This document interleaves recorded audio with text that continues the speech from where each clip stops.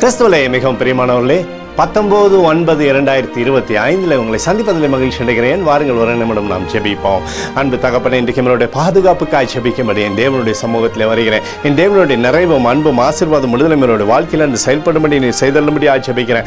எல்லா பொல்லாப்பு நாசமோசம் விலைக்கு நீங்கள் பாதுகாத்துக் கொள்ளுங்க. என் தேவனுடைய கரம் இவரோடு இந்த அற்புதம் செய்வதாக.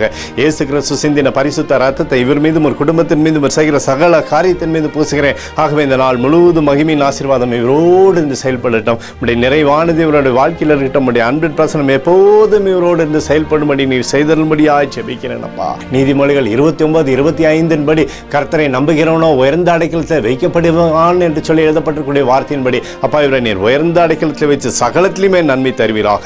இயேசுவின் நாமத்திலே ஒப்புக்கொடு ஜெபிக்கிறேன் நல்ல பிதாவே, ஆமென். பிரியமான ஜெப பங்காளரை ஒரு நிமிடம் நம்ம இந்திய தேசத்திற்காக ஜெபிப்போம். அன்பு தகப்பனே, 19/9/2025 இந்திய தேசத்திற்காக ஜெபிக்கும்படியாய் உம்முடைய சமூகத்தில் வருகிறேன். தேசமானது நன்மை பார்க்கும்படி நீர் செய்தல்லும்படி ஜெபிக்கிறேன். சேதமோ துன்பமோ துயரமோ தேசத்தில் அணுகாதபடி நீங்கள் வேலி அடித்துக் கொள்ளுங்க. உம்முடைய அன்பின் பிரசனம் தேசத்தில் இருப்பதாக எங்களுக்காக அடித்து நொறுக்கப்பட்டிருக்கூடிய இயேசு கிறிஸ்துவ அவர் சிந்தனை வெளியேறப்பட்ட ரத்தத்தை வைத்து ஒப்புக் கொடுக்கிறோம். அத்தோடு இந்திய தேசத்தில் எழுப்புதலை தரும்படியாய் ஜெபிக்கிறேன். எழுப்புதலை தருவீராக, எழுப்புதலை தருவீராக. எழுப்புதலை எங்கள் கண்கள் பார்க்கும்படி நீர் ஆசீர்வதிக்கும்படி ஜெபிக்கிறேன். நேற்றும் இன்றும் என்றும் மாறாதவராகி இயேசுவின் நாமத்திலே ஒப்புக்கொண்டு ஜெபிக்கிறேன் நல்ல பிதாவே, ஆமென். பிரியமான ஜெப பங்காளரை, ஆண்டவர் நம்மளுடைய ஜெபத்தை கேட்டிருக்கிறார். இந்த நாள் முழுவதும் கர்த்தராகிய இயேசு கிறிஸ்துக்குள் நீங்கள் மலர்மொழி உங்களை வாழ்த்தி ஆசீர்வதிக்கிறேன். ஆமென்.